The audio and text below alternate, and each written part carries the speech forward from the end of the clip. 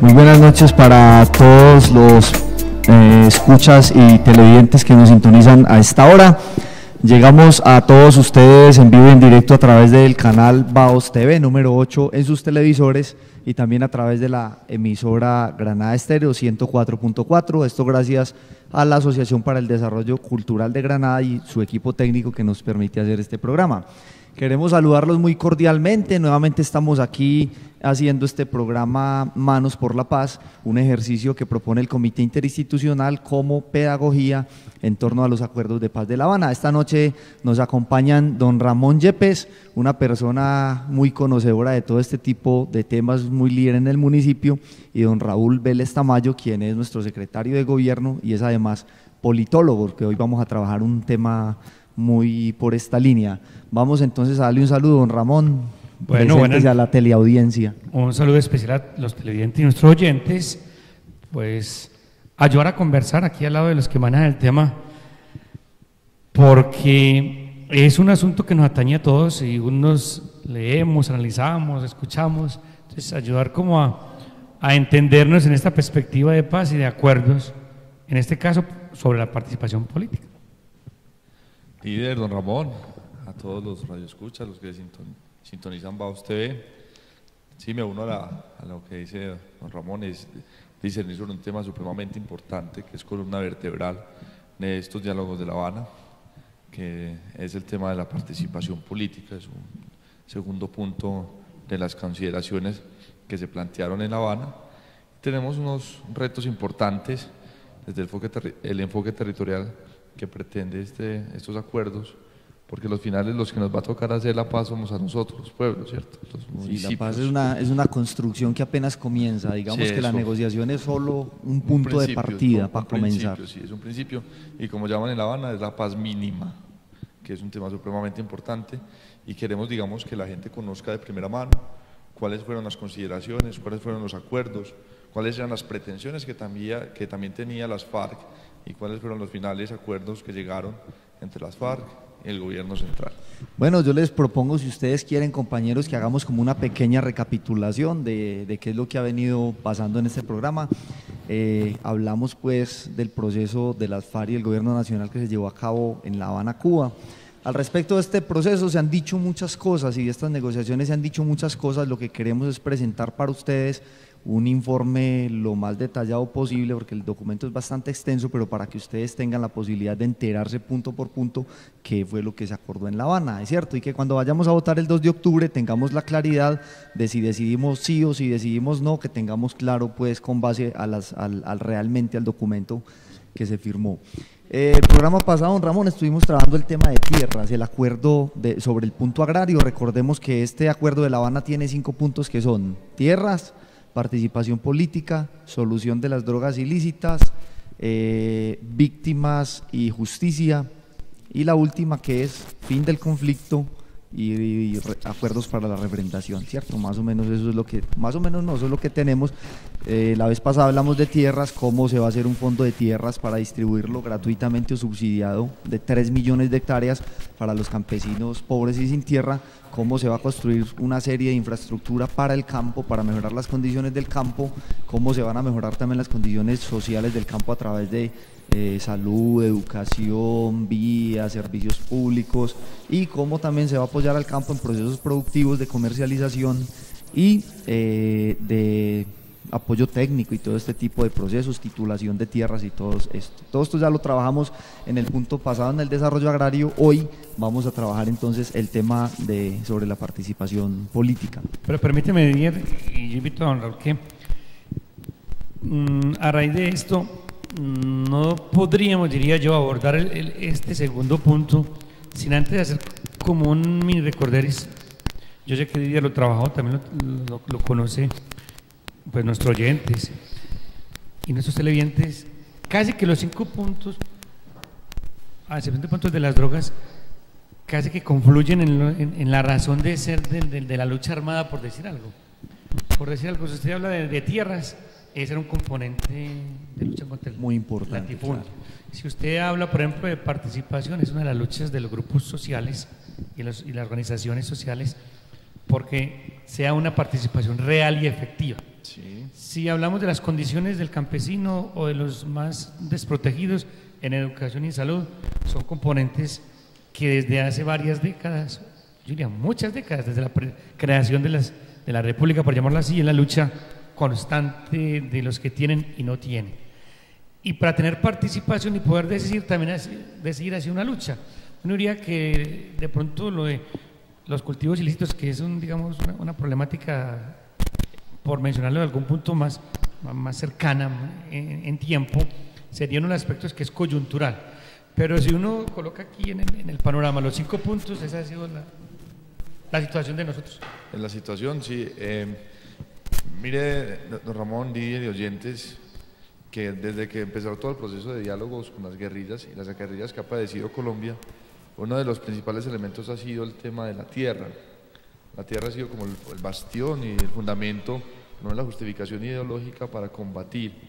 Digamos desde el concepto de que la tierra, lo dijo Didier la semana pasada, la tierra es para el que la trabaja y es una distribución equitativa de la tierra para la producción de la tierra, la producción agraria, y por eso hablaban, de pronto retrocediendo un poquito lo que dieron la semana pasada, se habla, digamos, planes estratégicos de desarrollo agrario y desarrollo territorial, que para nosotros es muy importante, porque Granada es netamente agrario y netamente territorial, y es supremamente necesario conocer que cada uno de los puntos, como dice don Ramón, está ligado. O sea, no puede haber, digamos, un real desarrollo agrario, sino de una real participación política efectiva, de debate, no de imposición, sino de exposición de ideas. La solución del tema de las drogas ilícitas, que si bien a Granada no le toca, es un tema también de sustitución de cultivos, digamos, de poder trabajar realmente lo agrario, desde el desarrollo real de lo agrario. El tema de víctimas, que eso sí nos toca a nosotros, y el fin del conflicto, que digamos es el quinto elemento que define el tema del fin del conflicto. O sea, se acaba la guerra técnicamente, o la paz mínima, y ya lo último, que es la implementación y la verificación, que es como más que todo un análisis y evaluación, ¿no?, que hacen pues los que planean, y cada uno está desarrollado entre sí. No se logra una participación política si no hay una reivindicación con el tema de víctimas, y así sucesivamente.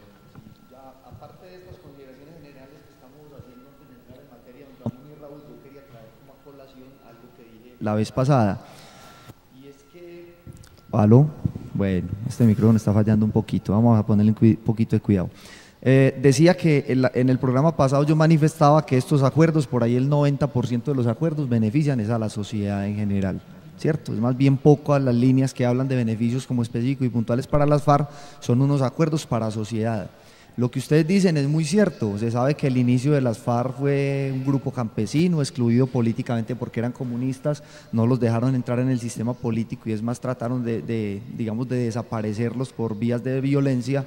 Entonces ellos se armaron, iniciaron con esta guerrilla, y el resultado de esta negociación obedece a esas razones históricas de la guerra que ha desarrollado las FARC desde que comenzó, por un tema de tierras, por un tema de que no los dejaban participar en política y un montón de cosas, y es lo que ahora se pretende solucionar. Y lo último que quiero decir es que es paradójico. Yo alguna vez escuché a alguien decir que es que estos acuerdos eran inconstitucionales, y si uno se pone a ver lo que hay aquí en estos acuerdos, prácticamente es una repetición de lo que hay en la Constitución Nacional, porque es que el derecho a la tierra, el derecho al trabajo, el derecho a la salud, el derecho a la participación política, todos los derechos que aquí se supone que se pactan nuevamente y se llega a un acuerdo de que se van a hacer efectivos, ya estaban contemplados en la Constitución Nacional. O sea que es de cierta manera paradójico, pero son las situaciones de la guerra que ha deformado tanto como la institucionalidad de lo que sucede en el país, que tenemos que volver a acordar lo que supuestamente ya estaba acordado por Constitución Nacional.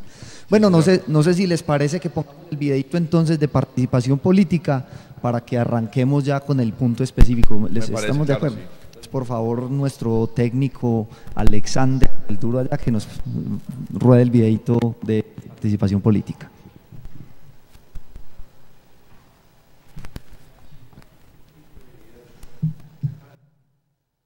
En La Habana también se habló de la participación política, o sea, lo que va desde elegir a un presidente hasta las manifestaciones ciudadanas. ¿Y por qué hablaron de eso?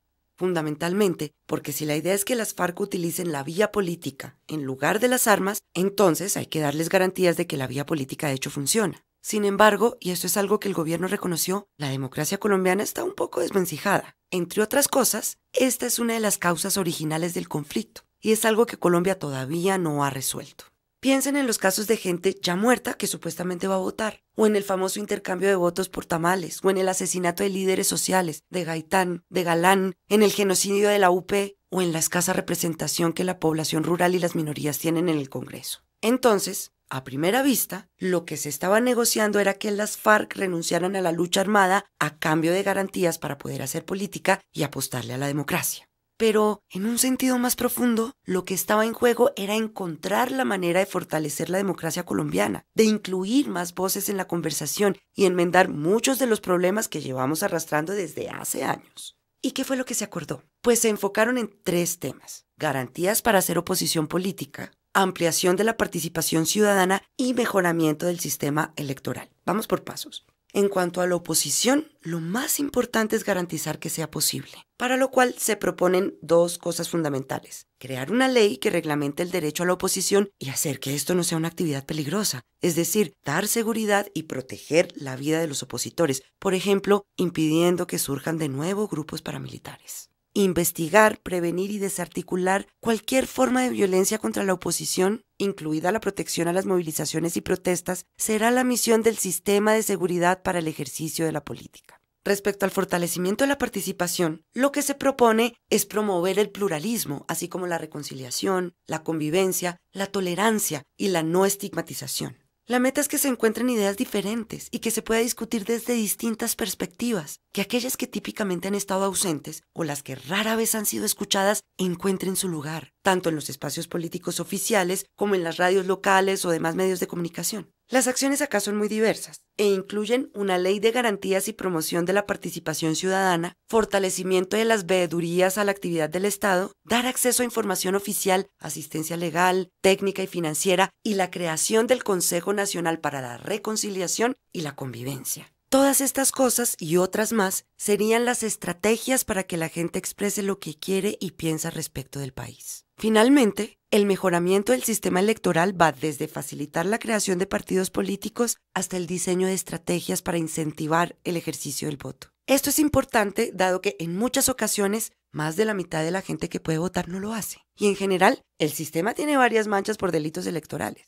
Así, por ejemplo, se buscará que los partidos políticos compitan en igualdad de condiciones en cuanto a la divulgación de sus programas y su propia financiación. Se le dará cédula a muchos que no tienen para que ahora sí puedan ir a votar. Se va a combatir la trampa en las elecciones, se reformará el régimen y la organización electoral y se va a promover la participación de movimientos sociales, de las mujeres y de poblaciones afectadas por el conflicto, entre otras cosas. En general, la lista de acciones para fortalecer la democracia es más bien larga. En todo caso, no está definida en cada uno de sus detalles. ¿Pero cómo así? ¿No se supone que ya había un acuerdo en este punto? Sí, pero la cuestión es que La Habana no era el espacio adecuado para modificar en detalle el sistema democrático, precisamente porque la gracia es que muchas voces estén involucradas en la conversación. De ahí que una buena parte de lo que se acordó es invitar a expertos, a partidos políticos, a comunidades y a un montón de gente a discutir sobre el tipo de modificaciones que debemos implementar. Así pues, lo importante está en el espíritu de lo que se acordó, que es la voluntad de mejorar el sistema democrático para que sea posible participar en la política de Colombia sin que esto suponga poner en riesgo la vida y que se pueda hacer desde cualquier postura, que existan los mecanismos y la confianza para hacerlo.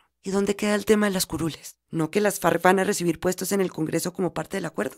La verdad es que el asunto al día de hoy no está definido. Pero si llegara a ocurrir, estas curules serían transitorias y hay 2 buenas razones para justificar la decisión. 1. Es una forma de asegurar la transición de las armas a la política. Y 2. Es un gesto de reparación, en la medida en que hubo líderes de izquierda que fueron elegidos por voto popular, pero murieron asesinados. Entonces, ¿qué nos queda de todo esto? Básicamente que si queremos apostarle a la paz, nos toca ponerle mucha atención a la democracia. Y esa es una conversación que tendrá lugar de aquí en adelante.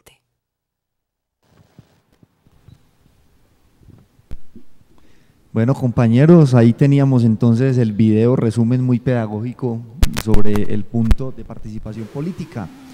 Este punto no recoge, digamos, lo que se ha hablado tanto por la prensa de las curules de las FARC y el movimiento político que van a hacer las FARC y todo ese tipo de cosas que hacen parte del punto que se llama fin del conflicto, pero enseguida también vamos a tocar esa partecita para que todo lo político nos quede juntico, todo lo que tiene que ver con política. Entonces, como lo vieron en el video, las FARC y el gobierno nacional en Cuba se sentaron a pensar en la parte política del tema de la participación, que hacía falta para ampliar los espacios democráticos del país, que se profundice la democracia, que se profundicen y se faciliten, digamos, el acceso de las personas y de los grupos sociales a las instancias de participación y de representación, y sobre eso llegaron a unos acuerdos muy generales, que uno podría resumir más o menos como en 3 aspectos grandes. El primero es de garantías. El primer punto es de garantías. Es que este micrófono está fallando. Don Ramón, le va a pedir prestado su micrófono un ratico, ¿qué le hace? Bueno, el primero es un tema de garantías para ejercer la política en Colombia, porque se considera que no había garantías para el ejercicio de la política en Colombia. Entonces hay una serie de mecanismos que ahora los vamos como a revisar. El segundo son como mecanismos democráticos de participación ciudadana, ¿cierto? Por medio, o sea, ¿cuáles van a ser las herramientas por medio de las cuales las personas pueden participar en los temas de la política y de los espacios de participación? Y lo otro es medidas efectivas para promover la mayor participación de la gente a nivel nacional, para que la gente se motive efectivamente a participar. Y esta participación política no solamente contemplada como un tema electoral, sino también como las organizaciones sociales que tienen trabajo en los barrios, que a veces hacen ejercicios de oposición sin ser partido político a programas o a medidas del gobierno. Bueno, es decir, que la sociedad en general tenga el derecho a la protesta, a la participación y a hacer un montón de ejercicios en torno a, digamos, aprobar o improbar los ejercicios de poder desde el gobierno central.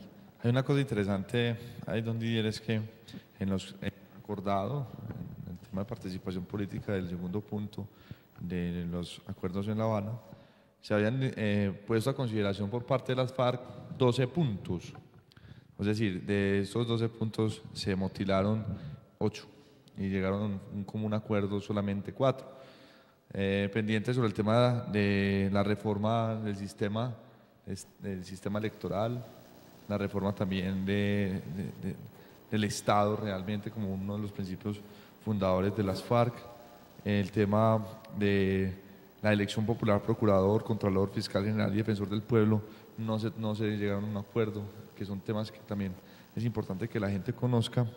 El tema pues de la participación ciudadana es uno de los temas más importantes, porque con la participación ciudadana crean ciudadanos políticos, se crean ciudadanos críticos, analíticos y propositivos en todo el quehacer gobernativo del Estado. Y hoy un tema muy importante que sí se dio, que fue una petición directamente de las FARC, pero que se transformó, fue el tema de la lucha contra la monopolización de los medios masivos de comunicación, que esa era la propuesta que tenían las FARC, pero se transformó de otra manera, que en una participación efectiva con los medios de comunicación.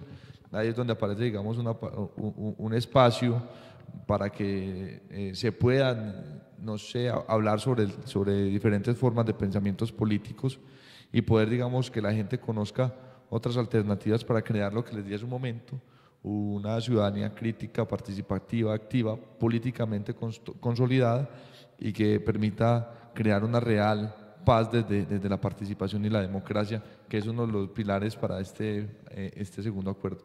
Didier, seguramente ahora va a tocar, y vamos a tocar puntos ya que son redundantes, muy puntuales, pero uno leyendo, digamos, la letra diminuta, de hecho está diminuta pues, en los documentos que tenemos, si hay como un espíritu pues en la dinámica de discusión y es entonces el fortalecimiento de las organizaciones y movimientos sociales. Eso es claro, pues, digamos, como que recoja las inquietudes de las poblaciones o de la gente menos favorecida.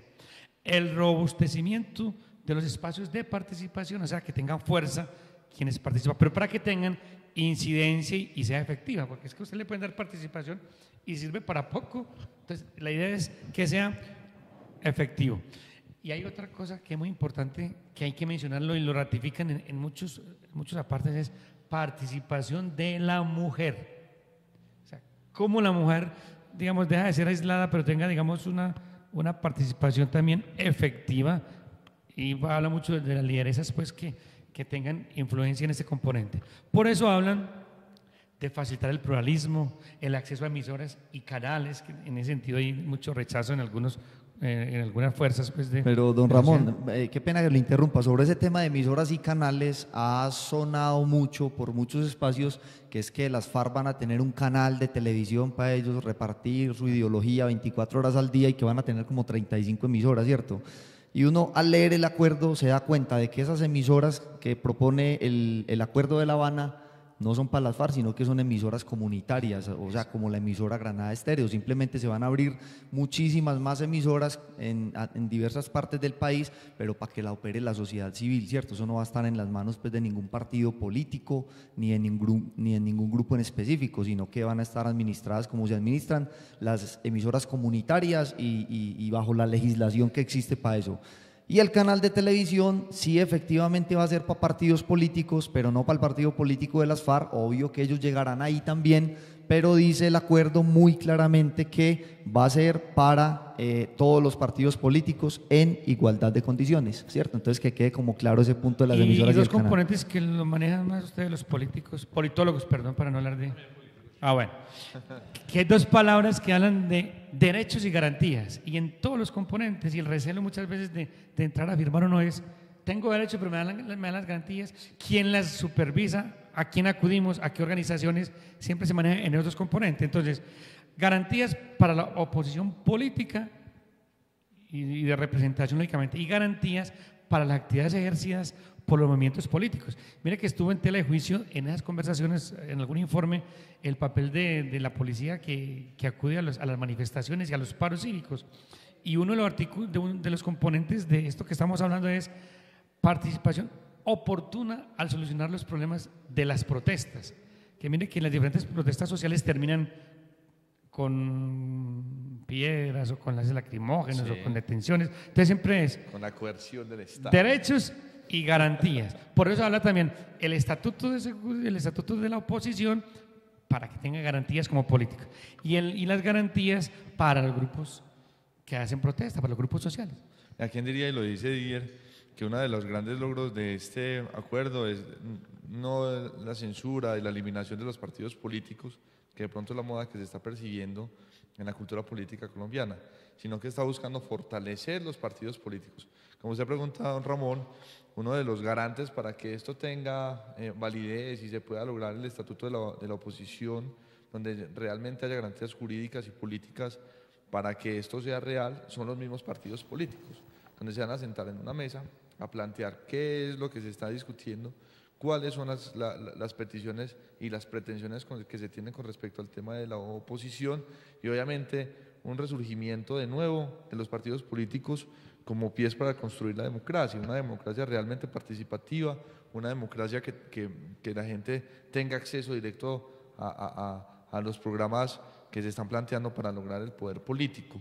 Y eso ha sido uno de los grandes logros tácitamente entendido de este segundo acuerdo, porque además de que aparezcan nuevos partidos políticos, porque se abre la puerta de que existan nuevos partidos políticos, no se está negando la existencia de los actuales, es más, le están dando protagonismo a los actuales para que participen en una creación de unos estatutos de oposición que permita lo que usted dice, don Ramón, hacer una oposición libre, sin coerción, donde la gente pueda expresar con libertad todas sus dudas o sus métodos de gobierno y poder, digamos, tener una democracia realmente activa.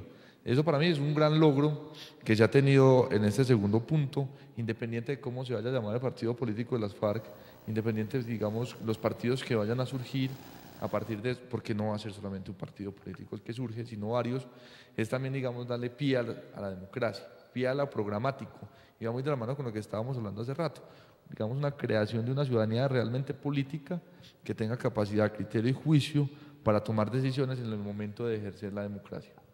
Yo pienso que hay una cosa que es supremamente fundamental, que aquí no hemos dicho y que hay que decirla y dejarla así clarita, nítida como el agua del río Medellín, que no, perdón, nítida como el agua granadina, que esa sí es bonita. Vea, lo que yo quería decir es que el gran espíritu de estos acuerdos es que en Colombia se rompa la tradición de juntar política con balas, porque es que aquí desde hace muchísimos años se ha tenido la costumbre de que al que piensa distinto lo matamos, al que monta un partido político que a mí no me gusta lo matamos, al que hace algo, está impulsando alguna reforma desde el punto de vista político, social importante, lo eliminamos vía armas, ¿cierto?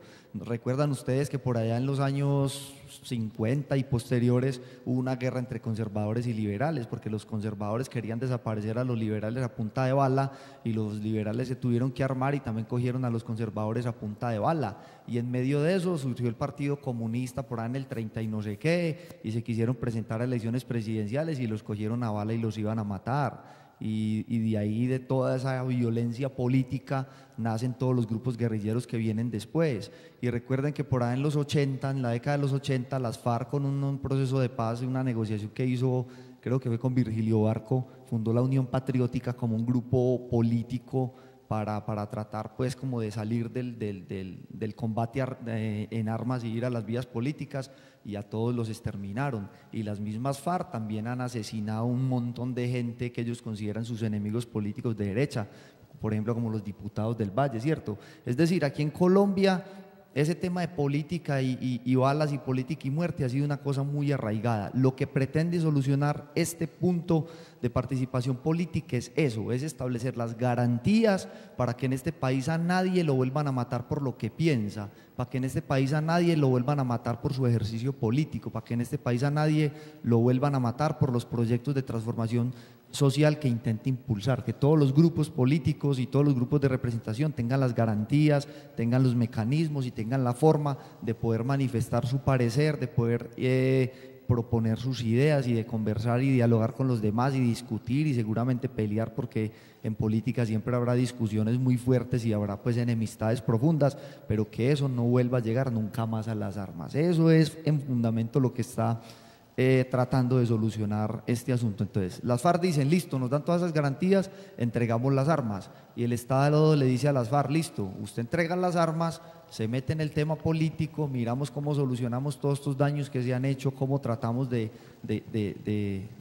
paliar toda la tragedia que nos ha dejado la guerra, pero usted FARC entonces entra y reconoce el Estado, porque es que las FARC no reconocían el Estado, reconoce las instituciones, se acoge a Procuraduría, se acoge a Contraloría, se acoge a que el ejército colombiano es la única fuerza armada que representa al país. Ellos antes no lo reconocían porque ellos se llamaban el Ejército del Pueblo, y lo que gana el Estado es que las FARC efectivamente sí acoja la institucionalidad y al sistema democrático y entre en el juego político a cambio de unas garantías.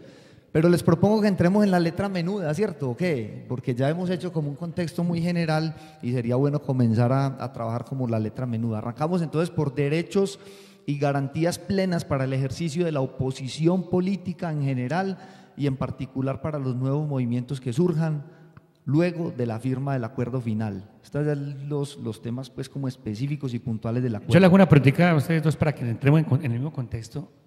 ¿Está estipulado un acuerdo final más o menos para qué fecha? El acuerdo final. Porque están hablando de 3 meses, después de 6 meses. Vea, don Ramón, la firma del acuerdo final se va a dar en Cartagena, si no recuerdo mal, el 28 de este mes. Es decir, como 4 días antes de, o 5 días antes del plebiscito. Todo está contextualizado, todo el acuerdo, y hablan del día del acuerdo final, y hablan de 3 meses, de 6 meses, digamos, para todos esos componentes para que entren a jugar, ya sea para el desplazamiento allá, para los tiempos para presentar un estatuto de la oposición, los tiempos para conformar un comité, que vamos a hablar ahora. Son tiempos, digamos un punto de partida que da línea para ciertos tiempos. Claro está, y yo quedo ahí como con la duda, de pronto es un planteamiento muy, no sé si de desconfianza, pero lo digo, me atrevo a decirlo, que si en 1991 con la nueva Constitución se soñó con muchos componentes para otro tipo de sociedad, uno pensaría que este acuerdo, así tenga tiempos más o menos definidos, las dinámicas políticas no son lo mismo. O sea que es muy probable que los tiempos, por sus dinámicas, por sus por las nuevas eventualidades de la política, de los fenómenos sociales, no sean exclusivos, pero está la intencionalidad y están las ideas y los acuerdos, que es lo importante. Yo estoy Está de el acuerdo, compromiso. sí, porque mira, aquí hay un tema de garantías, o sea, que en garantía que realmente se logre eso, y para poder dar garantías se tienen que dar plazos, porque si no queda en letra muerta, queda en cátedra de paz, queda solamente, digamos, en buenas intenciones, y se logra ya concretar fechas como una manera de decir, bueno, yo tengo la voluntad política desde el Estado y ellos tienen la voluntad política desde las FARC para poder sentarse y decir, listo, ya tenemos el acuerdo, ya pongámonos a trabajar, manos a la obra y poder crear lo que ellos han llamado desde el principio la paz mínima. Bueno, entonces volvamos a la letra menuda ahora sí, después de esta contextualización tan interesante que nos hace don Ramón al respecto de tiempos y todo eso. Entonces dice, dentro de los derechos y las garantías, el primer compromiso que se asume es crear un estatuto de garantías para el ejercicio de la oposición política. Dice, tras la firma del acuerdo final, los partidos y movimientos políticos con personería jurídica, o sea, los que existen, serán convocados a una comisión para definir los lineamientos del Estatuto de Garantías para los partidos y movimientos políticos que se declaren en oposición. Adicionalmente, se convocarán a la comisión las siguientes agrupaciones políticas representativas de oposición, es decir, partidos que seguramente no tendrán… no tienen personería jurídica, pero que representan un poco como la línea muy social más afín a las FARC, ¿cierto? Marcha Patriótica, Congreso de los Pueblos, así como 2 expertos delegados de las FAREP. Es decir, todos los partidos políticos que existen hoy en el país, el liberal, el conservador, el centro democrático, el partido de la U, Mira, el Polo Democrático, todos los partidos se van a reunir con Marcha Patriótica, con el Congreso de los Pueblos y con 2 expertos delegados de las FAREP para entre todos juntos diseñar un estatuto de garantías para el ejercicio de la oposición política para garantizar eso, de que a los que hacen oposición política ni los persigan, ni los asesinen, tengan las garantías para hacer su ejercicio con toda libertad y en un sentido bastante democrático. Con el valor agregado de que debe haber participación femenina. Las mujeres otra vez, de las mujeres, que es vuelve una y cosa juega que ahí. mencionó Ramón y que para nosotros es muy importante la participación de las mujeres para, digamos, lograr tener una paz real y escuchar la versión de las mujeres. Y aquí vuelve y juega la palabra garantías para las minorías, ¿cierto? Pero uno se pondría a pensar, no, para quien se declare en oposición, entonces uno pensaría, en este escenario es oposición el Centro Democrático, es oposición el Polo, es oposición el nuevo partido que aparezca en las FARC, y a reglamentar para esos partidos, es como…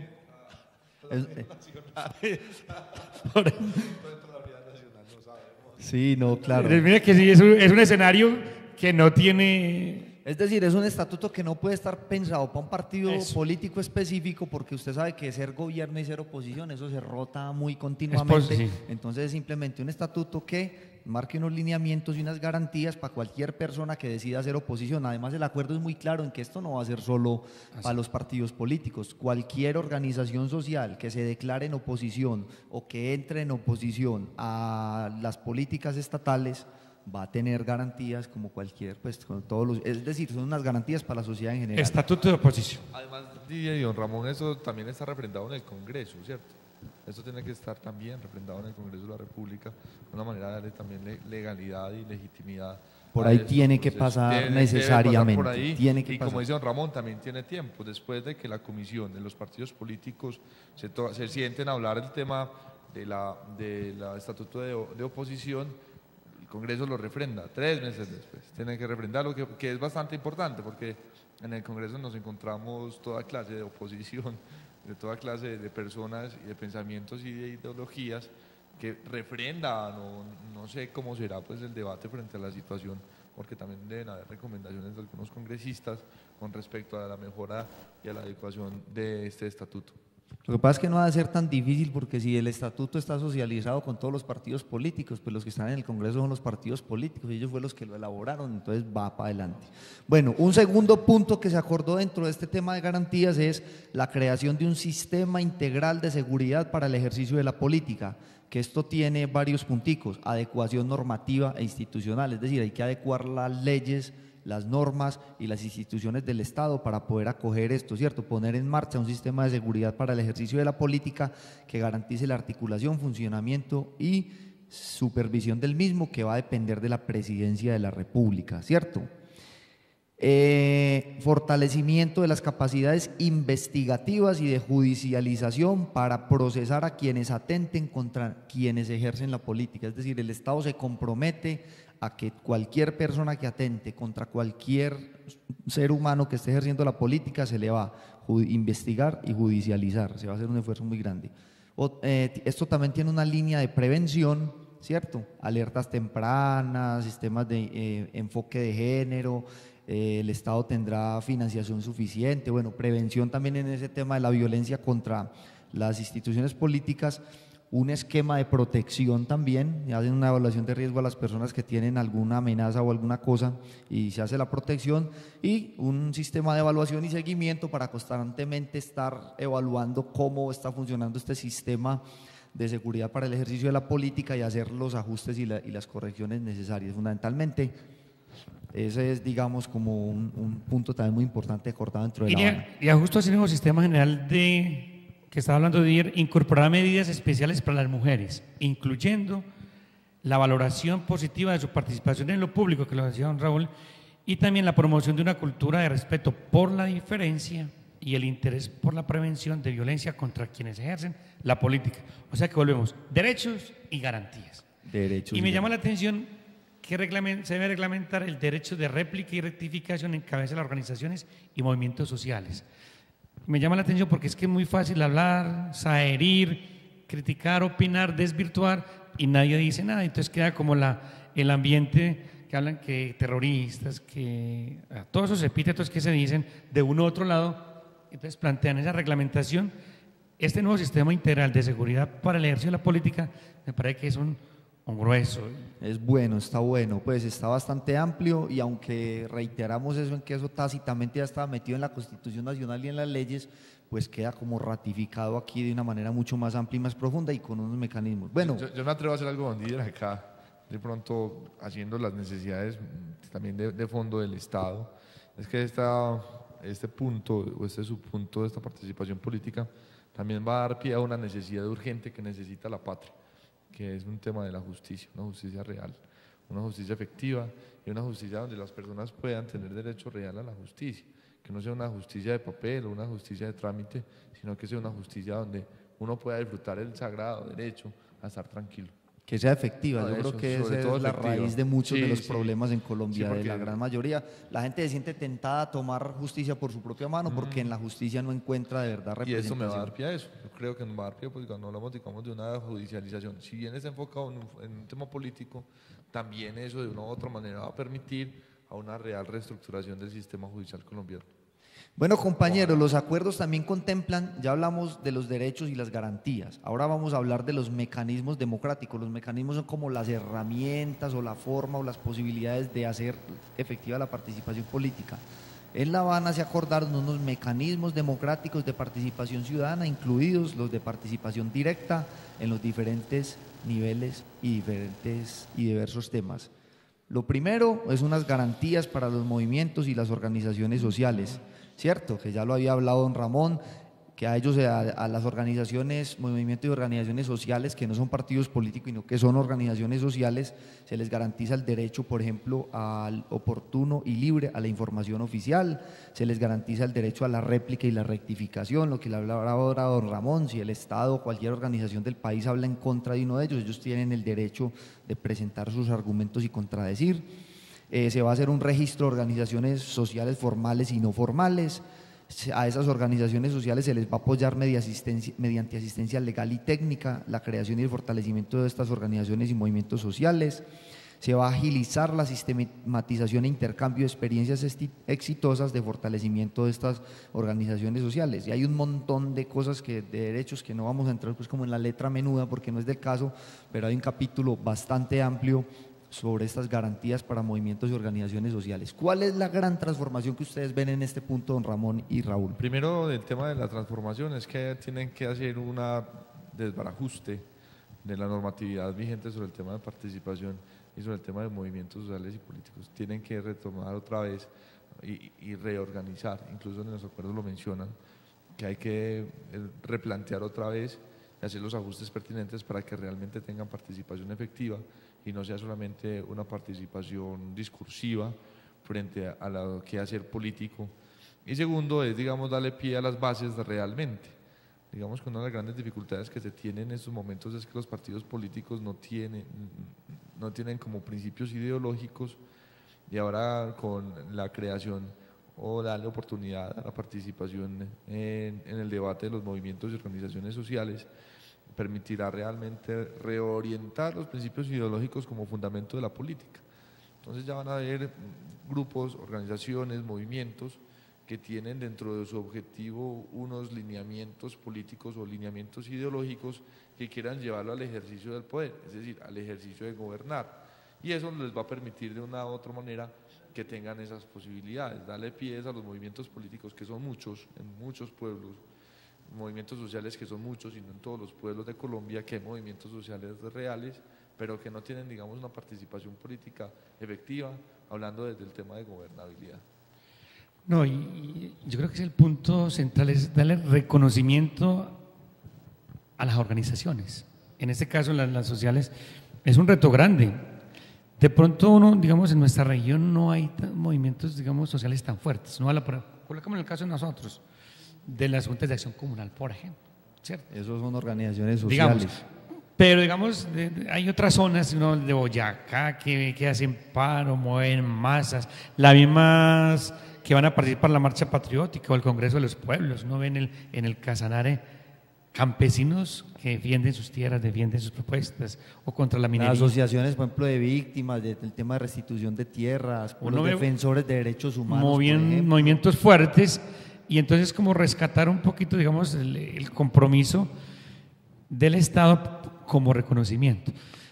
Pero uno se va a la letra menuda, y yo insisto que, o de pronto, como hipotéticamente, si estos compromisos de elaboración de proyectos, de hablar de comités, de hablar de sistemas integrales, de hablar de capacitaciones, uno pensaría que a mediano plazo o a corto plazo va a haber la inquietud, bueno, no nos están cumpliendo, ¿dónde está articulado? Porque son, e insisto, son ideas, uno pensaría, bien intencionadas, pues como para organizar vacíos que existen en ese juego de lo que hay y de lo que está consiguiendo en este acuerdo, ese juego de esos dos frentes, por llamar así, reglamentarios y con buenas intenciones. Ahí es donde yo veo, o sea, en mi humilde apreciación, que puede no tanto conflicto de intereses, sino de dinámicas organizativas, porque el Estado, por aquí veo, por ejemplo, por mencionar alguna de ellas que hemos hablado, creación de una cátedra de cultura política para la reconciliación y la paz. Me imagino que tiene que ver también con la Cátedra de la Paz, o estar articulada de la reconciliación. Entonces, mire que son procesos no tan cortos como se ven acá, y uno entiende. Si va a haber seguimiento internacional y de instituciones, eso no puede ser a décadas. Se habla, don Ramón, de que estos acuerdos tienen un proceso de implementación a 20 años, están pensados a 20 años. Y es bueno insistir en eso. Es decir, va más allá que un gobierno, es decir, Santos ya acaba en 2 años, por ejemplo, después seguirá el otro gobierno y tendrá que seguir con esto, y otro gobierno y esto, y otro. Es decir, esto está pensado con base a la estructura del poder del Estado, no del gobierno de turno. Esa es una buena aclaración. Este no es un acuerdo de un gobierno, este es un acuerdo de la fuerza del poder del Estado, es decir, Santos no podría haber negociado esto con las FARC si detrás no hubiese tenido los poderes que han manejado el Estado todo el tiempo, ¿cierto? Pero ese punto que dice Dier es bueno, porque es muy posible que en 2 o 3 gobiernos, o en otro, o en el siguiente, haya un gobierno que diga, bueno, yo sí le apunto a eso, pero a esto lo dejo quieto, como pasa en distintos planes de desarrollo, ¿cierto? O discusiones del Congreso, donde unas van más rápidas, otras van más lentas, otras simplemente las archivan en las diferentes discusiones que han y en los planes. Pero bueno, eso es una real política pública a 20 años, a largo plazo, que debe estar expreso en los planes de gobierno y en los programas de gobierno de los próximos candidatos. Debe ser tema sustancial para los debates a la presidencia estos diálogos que son absolutamente necesarios para lograr una, insisto que me parece muy bonito lo que mencionan ellos, que es la paz mínima, que sabemos que va a seguir existiendo el narcotráfico, va a seguir existiendo los BACRIM, va a seguir existiendo la minería, como lo dice el general, el comandante del ejército, pero por lo menos es un gran paso. Es un paso gigantesco, supremamente diría yo. importante para eso. Bueno, claro, por supuesto que estas cosas van a tener retos y van a tener como lo dice don Ramón, esto en el papel es perfecto, ¿cierto? A lo mejor en la realidad no va a lograr ser tan perfecto como dice aquí, eso es casi fijo, eso se podría garantizar. Pero no se nos puede olvidar que esto es fruto de una negociación entre dos fuerzas que han estado 60 años en guerra, que se comprometen tanto los unos como se comprometen los otros, es un compromiso que asumen las FARC, es un compromiso que asume el Estado colombiano y con unos garantes internacionales. No se les olvide que por medio hay varios países que están garantizando y verificando que esto sí se va a dar, están las Naciones Unidas y está, digamos, el compromiso de la sociedad, que es el que de verdad también le da validez a esto, porque si toda la sociedad y todas las organizaciones sociales y todas las fuerzas vivas y políticas y civiles y económicas y todo el país está detrás de esto, buscando garantizar que esto se cumpla, seguro que esto va a salir en mucha medida. Bueno, les propongo a ver si seguimos avanzando, ¿cierto? Ya hablamos de las garantías para los movimientos y organizaciones sociales, de que no vuelvan a matar a nadie por ser activista de derechos humanos, ni político, ni por ejemplo cuando secuestraron a Francisco Santo en Bogotá porque montó una ONG contra el secuestro, ¿recuerdan ese ejercicio? Bueno, ni nada de esas cosas, que no vuelvan a ser víctimas ni de derechas ni de izquierdas armadas ni de nadie. Pero hay también unas garantías para la movilización y la protesta que se acordaron. Dice, garantías plenas para la movilización y la protesta como parte del derecho constitucional a la libre expresión, a la reunión y a la oposición, privilegiando el diálogo y la civilidad en el tratamiento de este tipo de actividades. Garantías a los derechos de los y las manifestantes y de los demás ciudadanos y ciudadanas. Garantías necesarias para el ejercicio de la libertad de la información durante la movilización y la protesta, que los medios de comunicación a veces cogen estas protestas y las voltean para otro lado. Revisión y, de ser necesaria, modificación de las normas que se aplican a la movilización y la protesta social.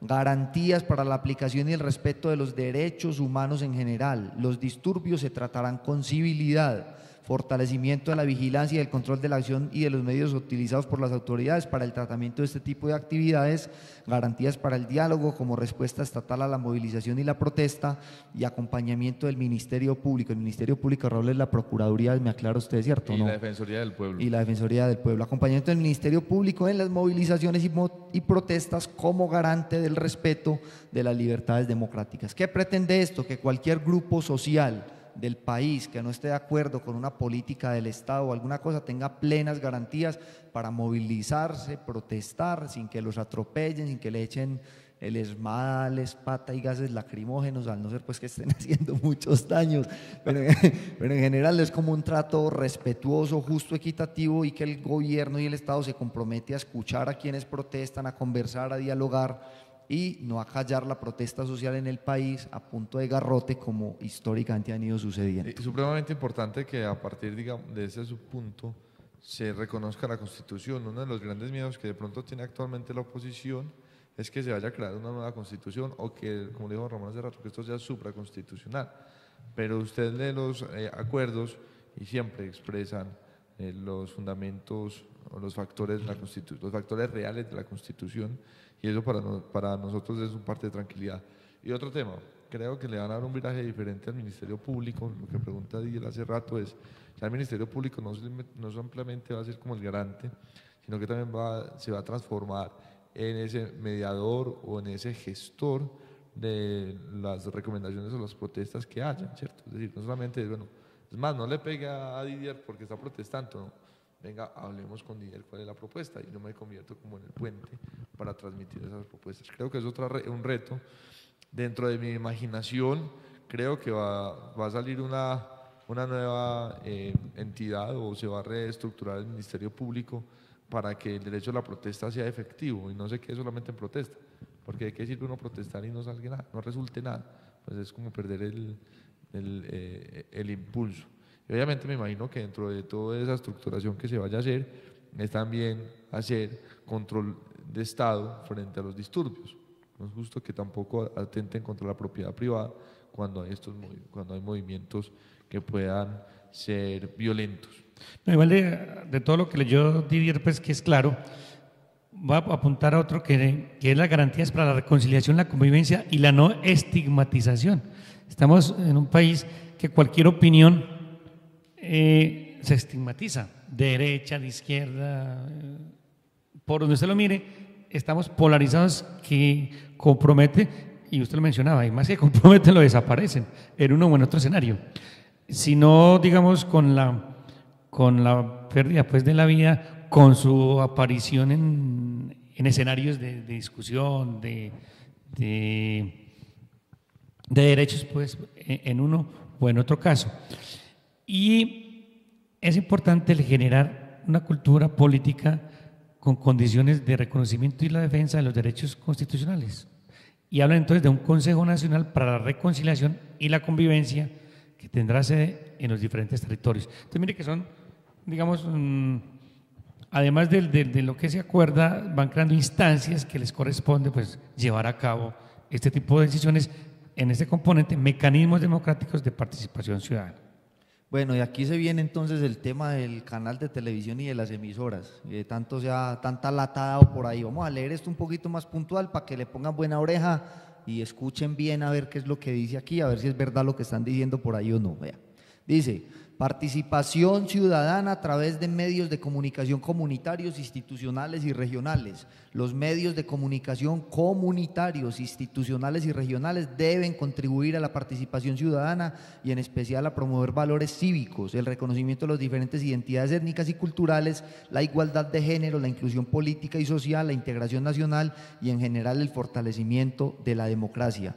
La participación ciudadana en los medios comunitarios contribuye además a la construcción de una cultura democrática basada en los principios de libertad, dignidad y pertenencia y a fortalecer las comunidades con lazos de vecindad o colaboración mutuos. Es como una consideración que hace el acuerdo antes de decir las decisiones que tomaron. Entonces dice, para avanzar en el logro de estos fines, el gobierno nacional se compromete a, abrir nuevas convocatorias para la adjudicación de radio comunitaria, con énfasis en las zonas más afectadas por el conflicto y así promover la democratización de la información y el uso del espectro electromagnético disponible. Quiero llamar la atención en que dice radio comunitaria, es decir, que va a ser para las comunidades bajo la ley de radio comunitaria que existe en el país, bajo la reglamentación.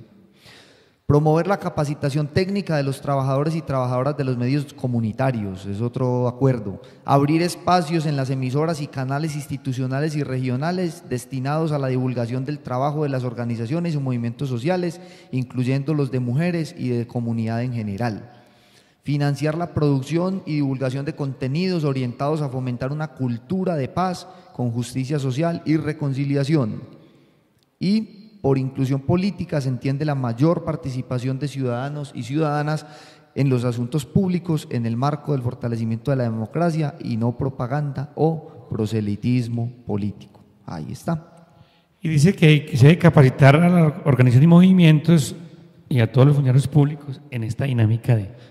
Bueno, yo les propongo que estas cositas que nos faltan de participación política las leamos ya así como rapidito. Está claro, y eso no tiene discusión. Sí. Para, digamos, pasar al otro punto que ya nos estamos alargando. Dice, habla control y veedurías ciudadanas, fortalecimiento para la planeación democrática y participativa, que los ejercicios de planeación se hagan con toda la comunidad y más efectivamente. Los consejos territoriales de planeación insisten en que haya participación de los grupos sociales. Y en tema de participación política, es decir, este acuerdo que busca que la gente se involucre más en los temas de participación política, no solamente en elecciones, sino en participación en las mesas y todo este montón de ejercicios que se pueden hacer. Se habla de la promoción del pluralismo político, medidas para promover el acceso al sistema político, para promover la igualdad de condiciones de la competencia política, promoción de la participación electoral, de la transparencia para que las elecciones sean más transparentes y no se las sigan robando. Por aquí dice que va a haber una auditoría técnica del censo electoral, van a conformar un tribunal de garantías electorales, fortalecer la capacidad de investigación y sanción de delitos, apoyar la adopción de medidas para la transparencia. Bueno, en general hay toda una serie de medidas para mejorar la transparencia en las elecciones, porque sabemos que las elecciones en Colombia son muy corruptas. Medidas de transparencia para la asignación de la pauta oficial, reforma del régimen y de la organización electoral, este es muy importante, ¿cierto? Con el objeto de asegurar mayor autonomía e independencia de la organización electoral, incluyendo el Consejo Nacional Electoral, bueno, lo van a reformar y van a conformar una misión electoral especial para reformar el régimen electoral. Eso es muy importante porque ustedes saben que el régimen electoral es el que se encarga de organizar las elecciones y definir la normatividad para eso. La misión estará conformada por siete expertos de alto nivel que en su mayoría deberán ser de nacionalidad colombiana y se van a conformar de la siguiente manera: un representante de la misión de observación electoral MOE y 6 expertos, los cuales se seleccionarán por las siguientes organizaciones: el Centro Carter, el Departamento de Ciencia Política de la Universidad Nacional de Colombia, el Departamento de Ciencia Política de la Universidad de los Andes y el Instituto Holandés para la Democracia Multipartidista. En eso... Perdóneme, don Ramón, es decir, en esta reforma del sistema electoral se va a hacer por una comisión de expertos académica. Aquí no van a meter mano ni políticos, ni los miembros de las FARC, ni los miembros del gobierno, nada. Va a ser una comisión de expertos académicos de universidades, instituciones muy reconocidas a nivel mundial, quienes se van a encargar de sentarse a estudiar cómo es el sistema de elecciones, el sistema electoral colombiano y hacer unas recomendaciones para hacer adoptado un nuevo modelo que sea más transparente, más justo y más equitativo. Yo quisiera que, don Raúl, este sistema incorporará un régimen de transición por 8 años. Es bueno darle, pues, porque los 8 años, incluyendo financiación y divulgación de programas para promover y estimular los nuevos partidos y movimientos de alcance nacional que irrumpan por primera vez en el escenario político. ¿Por qué 8 años? Uno escuchaba, por ejemplo, que algunos se sometieron a las votaciones, pues, de una vez y hablan de 8 años. Estamos hablando hasta el 2020, el 18 y el 22, hasta el 26. 2020. Más o menos, ¿qué interpretación le da usted? Pues porque dirá, está claro. Digamos que en los estándares de planeación, eso es, digamos, a mediano plazo. Se entendería que a mediano plazo ya tendríamos, digamos, esto ya más efectivo, el proceso, pues, digamos, transitorio, y poder hacer como el pilotaje para ver qué tan efectivo es este nuevo modelo, ¿cierto? Eso, digamos, que sería una interpretación que pueda ser efectiva frente al tema. Hay un tema muy difícil aquí, y don Ramón, con este tema electoral, que ya entra más en un foco más crítico que lo real, es que efectivamente el sistema político colombiano, por lo menos el sistema electoral colombiano, tiene muchas dificultades, muchas. Tocar ese tema desde La Habana significa que se han visto esas falencias y hay métodos para poder solucionarlos. Digamos que uno ve el método electoral de Estados Unidos, es un método interesante, abstracto pero interesante y efectivo. Pero cuando usted ya entra aquí, articulado lo que habíamos hablado anteriormente con el tema de la participación política y el tema de lo que ellos hablan de inclusión política, que no es solamente proselitismo y propaganda política, sino donde los ciudadanos realmente se pongan a plantear cuál es la razón programática de los gobernantes, más allá, digamos, de los intereses particulares de las personas, es darle un vuelco total a este sistema electoral colombiano. Y por eso, digamos, que se plantea hacer como una alternativa. El problema es cómo, porque igual ahí van a haber intereses de grandes personajes que están en Bogotá muy arraigados en este modelo y que son expertos en hacerle, digamos, los movimientos, hacerle conejo a esto, es cierto. Entonces yo creo que es un tema más de planeación, más, digamos, de pilotaje, y también lo segundo, es un tema muy difícil, creo yo, por el tema de que hay muchas taranqueras para poder que sea efectivo. No, yo pensaría, haciendo un recorrido por lo que uno le ha tocado, ha leído, ha visto, decir que un grupo insurgente que siempre luchó, protestó, aniquiló en momentos porque no creía en la política, no creía en la representatividad, paros cívicos, no vote, aquí cerca, pues, en vivencia propia, o si vote por decir que sin un cambio significativo, porque yo no lo veo, un cambio significativo en la estructura política. Casi que es un acto de fe, ¿no? Traduce, eso es un acto Es un de fe. acto de fe contra algo que está torcido, por llamarlo así. Usted lo mencionaba ahora, que es muy, digamos, muy difícil pues de analizar en lo que nos falta de tiempo y que digan, listo, nosotros nos sometemos porque ahí no hay cambio de nada. Es el mismo Congreso, con la Cámara, con el Senado, son las mismas, a excepción de la representatividad que sí están pidiendo. Que además es muy pequeña. Y donde ellos tienen su fuerza, lógicamente. Ellos no van a pedir su circunscripción, pues digamos, aquí en la zona del oriente, hay zonas específicas y hablan de los más abandonados, de los que no tienen derecho, bueno. Y entrar a esa participación política con algunas garantías, yo veo el asunto para hacer la lectura en estas 4, ellos exigen 2, que así no pasen, ahora lo va a leer Didier, tengan representatividad, X número de curules. Pero, ¿cómo ganar credibilidad los unos o los otros?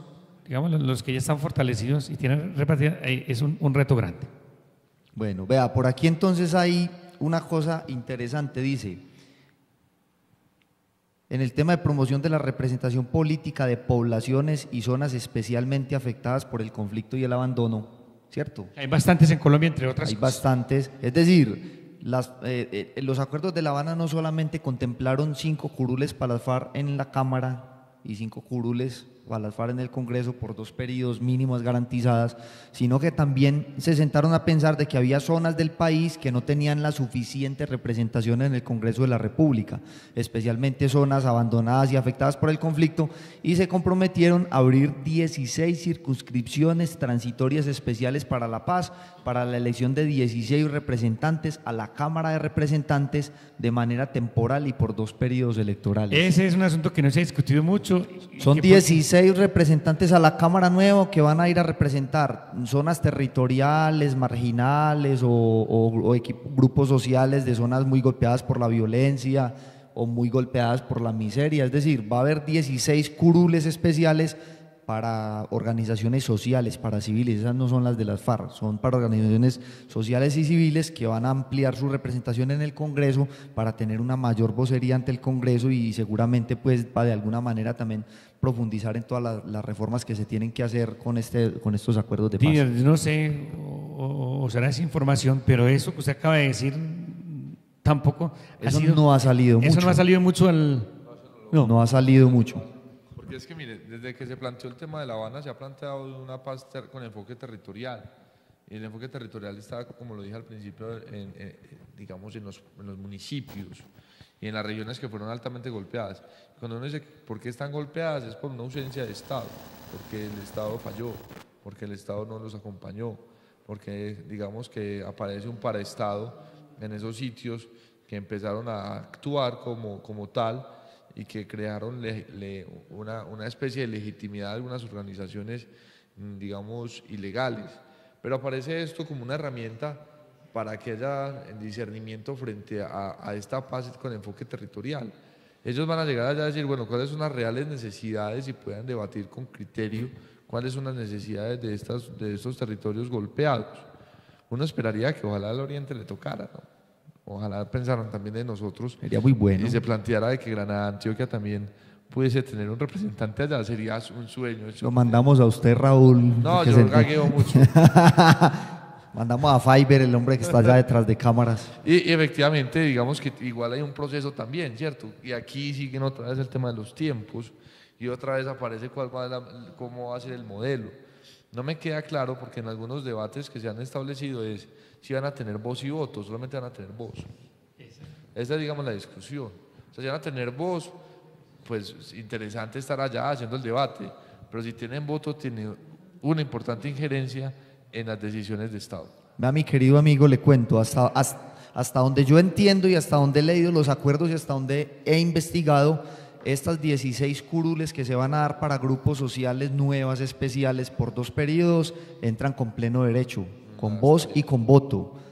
Las 5 curules que van a tener mínimas garantizadas en el Congreso de las FARC y las otras 5 de la Cámara de Representantes, es decir, las 10 en total, que son por 2 periodos a partir de 2018, entran con voz y con voto. Lo que pasa es que antes de 2018, desde la firma del acuerdo, hasta que se hagan las elecciones para elegir esas 10 curules, las FARC van a tener, creo que 2 representantes en el Congreso de la República, eso sí con voz, pero sin voto, ellos sí no pueden votar. Eso es más o menos como en temas pues de lo del Congreso, lo que se ha oído, y que además varias voces pues están como de acuerdo en que esto es necesario. ¿Cuántos son los congresistas, Raúl, en total? En las dos cámaras, Cámara de Representantes son 225 y en el Senado son 170.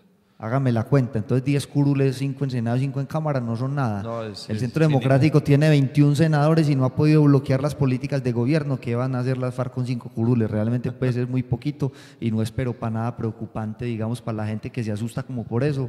Eso no es pues como, me parece a mí, no es cosa del otro mundo. Y es un tema muy real, Lidia, porque dejan de estar en la ilegalidad, dejan de estar, digamos, creando terror, si se quiere, en los campos, para empezar a exponer sus ideas, no imponerlas, sino exponerlas, y es el escenario políticamente ideal para poder llegar con sus propuestas de trabajo, sus propuestas ideológicas. Bueno, Raúl, y por aquí se aparece el tema del canal de televisión. Atentos oídos lo que dice aquí, dice, vean. El gobierno nacional se compromete a habilitar un canal institucional de televisión cerrada orientado a los partidos y movimientos políticos con personería jurídica para la divulgación de sus plataformas políticas en el marco del respeto por las ideas y la diferencia y en igualdad de condiciones. Más claro no canta un gallo para quién va a ser el canal, ¿cierto? Y no es un canal amañado, no es un canal digamos, creado por crearse. Eso tiene que tener, y es más, digamos que los mismos acuerdos dice cómo se va a crear, quiénes van a participar en la creación y cuáles de pronto serían las condiciones para la creación de esto. Pero si es un canal propiamente para, o sea, con más acceso a las organizaciones sociales y políticas, no es un canal para lo mismo, pues. O sea, que tenga ascendencia, lógicamente, a las ideas, para los partidos sociales. Sí, porque para no llevarnos tanto, digamos, del mercadeo que hay en los actuales canales de televisión, sino que en todos lo que llevamos de los diálogos de La Habana, siempre han creado y han pretendido crear seres políticos, ciudadanos políticos, que tengan capacidad de crítica, que es lo que nos hace falta para poder crear, insisto, una gobernabilidad más legitimada. Bueno, vea, yo les voy a hacer una propuesta. Nos hemos estado alargando mucho en esta exposición, ya llevamos 1 hora y nuestros oyentes y nuestros ya deben estar cansados en la casa con nosotros. Teníamos planeado como hablar también del tema del partido político que van a crear las FARC, que está dentro del punto del fin del conflicto, pero yo les propongo que nos lo saltemos para otro día y hablemos muy rápidamente del tema de drogas ilícitas, porque el tema de drogas ilícitas digamos que no nos impacta tanto a nosotros, simplemente ponemos el videíto del punto de drogas ilícitas, hacemos unos comentarios generales, el video es supremamente claro en cómo se va a trabajar el tema de drogas ilícitas para no tampoco cansar a nuestra audiencia. ¿Les parece? ¿Están de acuerdo? De acuerdo. Bueno, entonces por favor a nuestro maestro de máster le pedimos el favor que nos ruede el videíto de el punto 4 del Acuerdo de La Habana, solución al problema de las drogas ilícitas.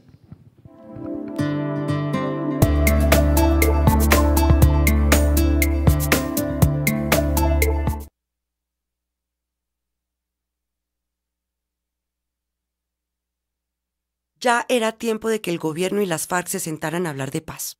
Pero hay una fuerza más en nuestra guerra, brutalmente violenta, que contamina la economía del país, está infiltrada en la política e incluso ha llegado a transformar nuestra cultura.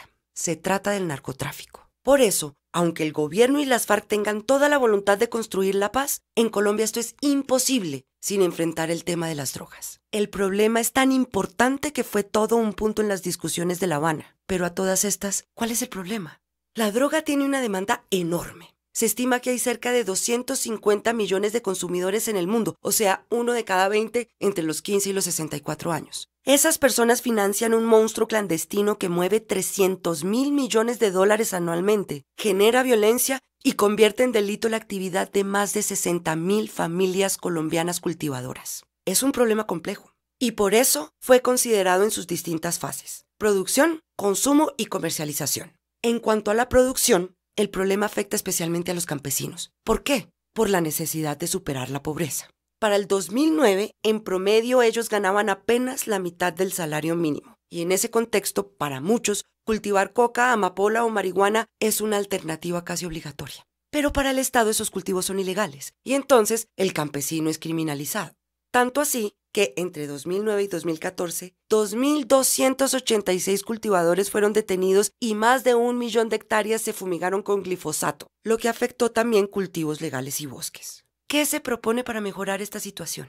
Primero se necesita que los campesinos puedan vivir de otros cultivos. Para eso hay que invertir en infraestructura básica, vías, puentes, túneles, comunicaciones, en general, obras que mejoren el comercio, disminuyan costos y ofrezcan seguridad. Pero eso no es suficiente. Para sacar el negocio de la droga del campo hace falta una política que entienda bien la vida rural. Criminalizar al campesino y destruir sus cultivos en el fondo no soluciona nada. Por eso, en La Habana empezaron a preguntarse qué es lo que se necesita para que un campesino deje la coca voluntariamente y se pase a otro cultivo. Y acá el problema es la transición. La tierra que hoy produce coca, amapola o marihuana no puede amanecer dando mermelada de uchuvas. No solo porque cada cosa tiene sus tiempos y sus mañas, sino porque además hay que entrar a competir en el mercado de manera estable. Entonces, para apoyar la transición, los campesinos recibirán subsidios, se les dará asistencia alimentaria, se promoverá el desarrollo de huertas caseras y de cultivos que se cosechen rápido. A todas estas propuestas se les llamó Plan Nacional de Sustitución de Cultivos de Uso Ilícito. Un plan que, para salir del papel, integrará la voz de cada una de las comunidades rurales porque se necesita que los campesinos participen en la construcción de las soluciones. Sobre el problema del consumo, el gran avance fue entender que los 839.000 consumidores estimados en Colombia tampoco pueden rotularse como criminales y esperar que eso resuelva las cosas. De nada sirve meter adolescentes a la cárcel por un par de noches o trasladar las ollas cada vez que un alcalde se acuerda de mirarlas. Por eso se decidió dar un giro político que nos lleve de la criminalización al entendimiento y de ahí a la prevención y a la atención en salud. Se propuso entonces un sistema nacional de atención al consumidor que incluye investigación sobre las adicciones, definir programas con participación de la ciudadanía y, lo más importante, tratar el problema como un asunto de salud pública.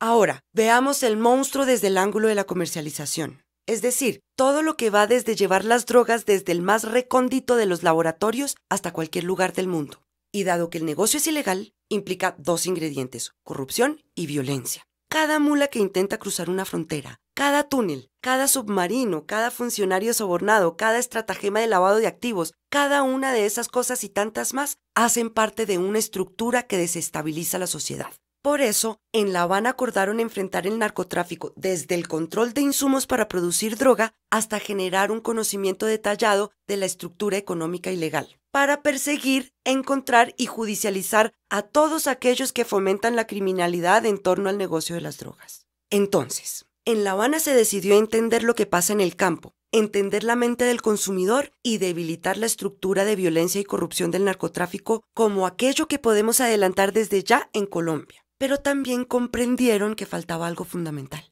pues la guerra contra las drogas es una estrategia a nivel global y no ha sido efectiva. Por eso propusieron abrir el debate internacional y convocar a un foro donde el mundo entero pueda poner sobre la mesa las verdades y los argumentos que hacen falta. Solo así se combatirá la violencia por todos sus frentes y estaremos realmente construyendo la paz. Bueno, ahí teníamos entonces el videíto de resumen de lo que fue los acuerdos de La Habana con respecto al tema de la solución del problema de las drogas ilícitas. Hombre, no queda sino como por decir con respecto al tema de drogas ilícitas, para no extendernos mucho en este asunto, y es que el tema del narcotráfico es la gran tragedia que ha venido sufriendo Colombia desde que comenzó el tráfico de marihuana a principios de los años 60 y después cuando llegó la cocaína y todo ese cuento. Esa vaina entró toda la plata que usted quiera al país, eso corrompió todas las estructuras sociales, ese dinero circuló por los grupos armados a manos llenas, con la plata del narcotráfico, paramilitares, guerrillas, delincuencia común sofisticaron su armamento, quintuplicaron sus hombres, sus municiones, sus técnicas y la guerra se volvió muy cruel y muy dura y muy tesa en Colombia por culpa del dinero del narcotráfico, que es el que ha financiado el conflicto en Colombia y que hoy lo sigue alimentando, y que seguramente a muchos sectores del narcotráfico no les conviene que se acabe el conflicto, porque ahí es donde tienen el nichito de poder y el nichito de fuerza para poder para poder tener, digamos, como su accionar en torno a los cultivos ilícitos. El gran reto, yo diría que el gran reto para el país, no sé, les propongo esa idea, Raúl y don Ramón, yo diría que el gran reto que tiene el Estado colombiano, es decir, las mismas FARC y el mismo gobierno o el mismo Estado colombiano, ante estos acuerdos, la gran coyuntura pasa porque se solucione el tema del narcotráfico en Colombia. Yo pienso, soy un convencido que mientras que Colombia tenga un narcotráfico tan fuerte y tan arraigado en la sociedad, va a ser muy difícil que haya paz. Y ese es un problema que tiene tres componentes: la producción, el consumo y la comercialización, como veíamos en el videíto, ¿cierto? A mí no me queda duda que este programa nacional de integral de sustitución de cultivos de uso ilícito, que hace parte de la reforma rural integral, ahí está el meollo del asunto para las comunidades que están carcomidas por esta producción, ¿no? Por esos cultivos, producto de las condiciones de pobreza, pues lógicamente de los campesinos y de los indígenas, pues de todos los que están inmersos en esta dinámica que mueve demasiado dinero y que seguramente habrán frentes de la insurrección que están interesados en que esto no funcione. Habrán los que viven, los comerciantes de esta droga, que no son de la insurrección, pero que están en la dinámica, que tampoco van a estar interesados. Y entonces, ¿cómo esas propuestas lleguen a tener a que los campesinos tengan un buen el debido? Yo creo que es el reto grande y me uno a lo que plantea Didier. El Estado le toca meter la mano ahí. Hay un tema porque dentro de los diálogos es cierto, tenemos la problemática de los cultivos ilícitos y como dice don Ramón, pero no sabemos cómo intervenirla.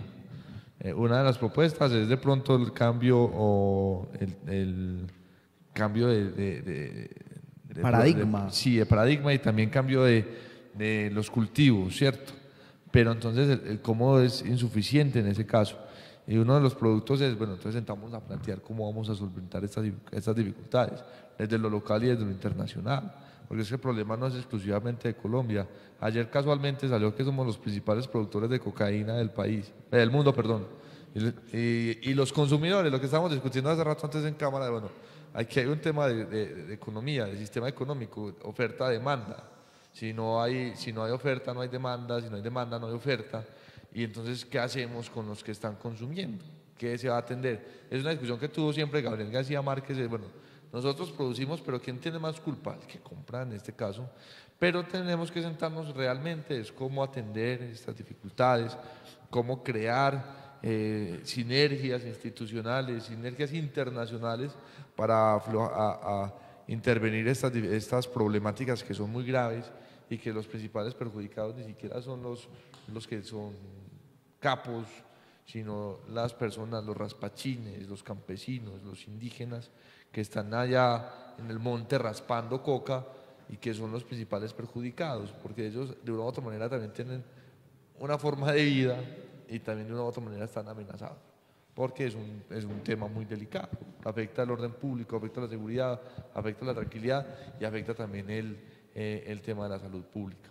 Sí, es decir, hay algo que hay que mencionar que es muy importante y es que el gran logro de este acuerdo de La Habana entre gobierno y FARC con respecto al tema de las drogas ilícitas es que se va a cambiar el enfoque del Estado con respecto al combate a las drogas ilícitas. Es decir, este acuerdo cambia totalmente la forma como el Estado va a atacar el tema de las drogas, porque es que se ha venido trabajando con el tema de la represión, con el tema de las armas, con el tema de las fumigaciones y un montón de cosas desde hace muchos años y eso no ha dado resultados. Los cultivos siguen siendo iguales o mayores, la rentabilidad es igual o mayor, la violencia peor y eso no se ha acabado, ¿cierto?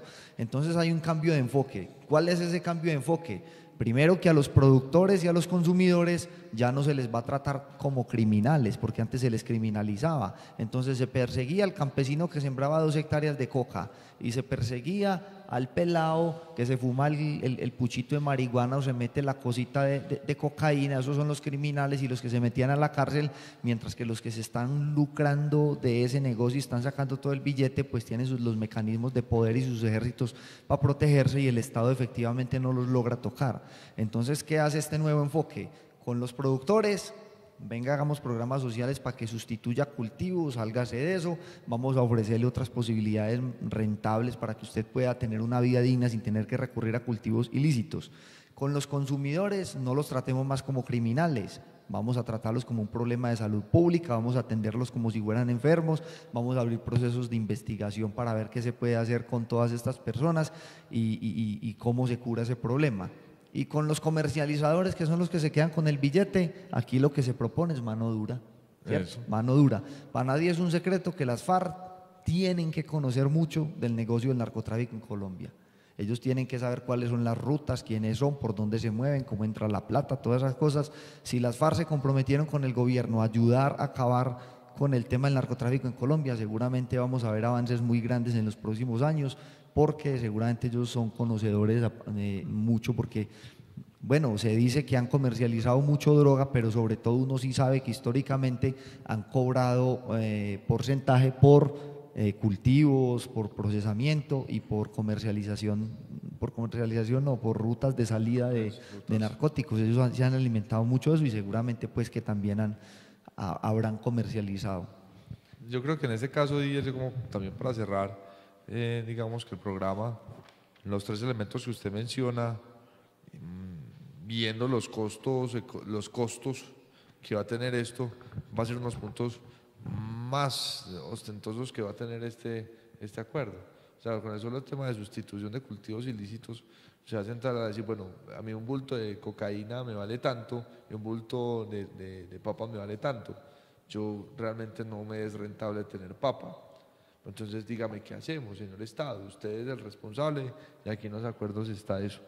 El tema de tratamiento de consumo, el sistema de salud, Didier, no es para nosotros un secreto, que es una de las grandes debilidades que tiene el Estado y digamos hay que volver a reformar ese asunto del tema del sistema de salud, porque el tratamiento como salud pública del consumidor tiene unas rutas que a veces son desgastantes y tiene que ser una ruta mucho más pedagógica, mucho más efectiva, mucho más real, porque y donde existan instituciones fuertes. Tenemos unas instituciones fuertes, pero no son lo suficientemente operativas para atender este mal.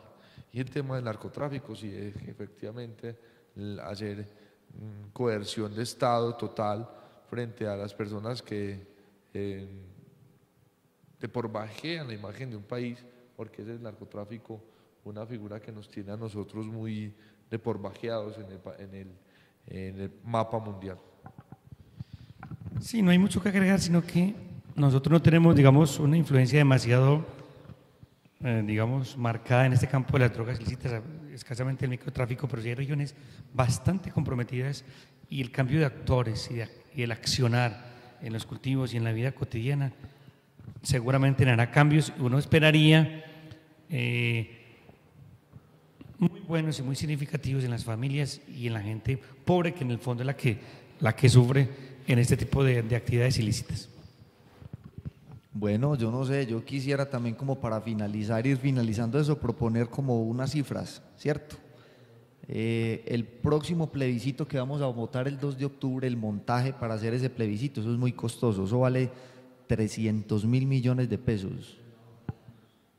Todos los acuerdos de La Habana, digamos, los beneficios que va a recibir las FARC específicamente, lo que va a recibir la guerrilla, bueno, los salarios mensuales del mínimo, como 2 millones de pesos que les van a dar de cuota inicial, los proyectos productivos, más el financiamiento de ese montón de cosas que les van a dar a ellos, el Estado calcula que eso va a costar unos 250.000 millones de pesos.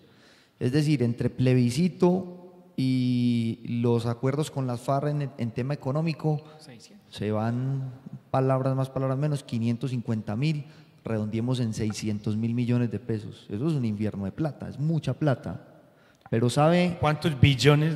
Pero ¿sabe cuántos billones le cuesta? Es mejor dicho, yo lo que quiero decir es que eso es lo que Colombia se gasta en 7 días de guerra.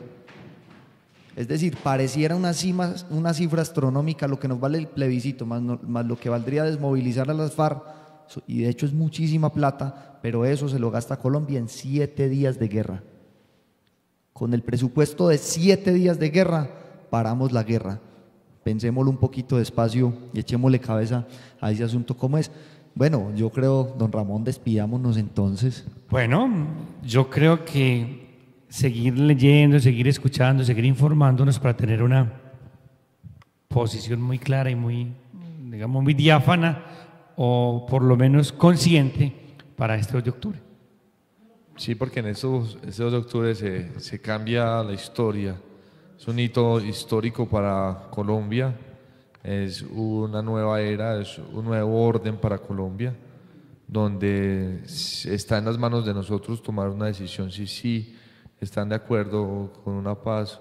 ¿Cuál es la pregunta, Didier? Que no me la puedo aprender. Una paz, verdad y duradera. Verdadera y duradera. Es como el acuerdo final para la terminación del conflicto y la construcción de una paz estable y duradera. Que es la pregunta principal, que es lo que vamos a responder este 2 de octubre. La invitación es que tengan conciencia, sepan por qué van a votar.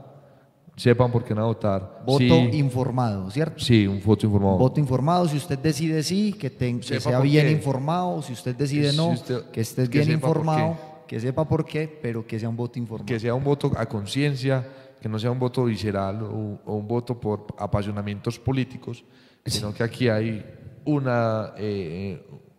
tema que es en juego, que es la prosperidad real del país. No, y ni el sí está completo, ni el no está completo. O sea, tiene digamos, sus aspectos circunstanciales, porque nunca va a haber un acuerdo en ningún momento perfecto. En el matrimonio, Ramón. Y aquí es donde uno llama a la gente, es que para estos casos, y nosotros más aún como víctimas de la violencia o del conflicto colombiano, es tener conciencia, y lo hemos dicho mucho y se ha dicho en muchos escenarios, es mejor tener una paz imperfecta que una guerra perfecta o una violencia perfecta. Y para este caso es, digamos, ser conscientes frente a esta situación. Es una situación que, como insisto, va a cambiar el rumbo de la historia de Colombia, y no pensemos en nosotros, sino pensemos en nuestros hijos también. Bueno, no queda más que agradecer a don Ramón, que nos ha acompañado por acá esta noche, lo mismo que a Raúl, unos excelentes compañeros de panel. Ojalá que no hayamos sido muy ladrillo para todos ustedes allá en sus casas y nos hayan logrado entender. Muchas gracias por su paciencia, muchas gracias a la Asociación para el Desarrollo Cultural de Granada, al canal Baos TV, a la emisora Granada Estéreo, y muy especialmente acá al compañero Fiber y al compañero Alexander, que con cariño le decimos Chicharra, quienes nos han estado apoyando en el aspecto técnico. Muchas gracias a todos, quedan cordialmente invitados para que el próximo miércoles a las 7 de la noche nos encontremos acá mismo para tratar el tema del fin del conflicto. Ahí es donde vamos a ver cómo fueron los acuerdos en torno al fin del conflicto entre el gobierno y las FARC, y qué fue lo que se acordó ya en tema específico del partido político y las garantías y los beneficios que van a tener las FARC para su desmovilización. Muchas gracias.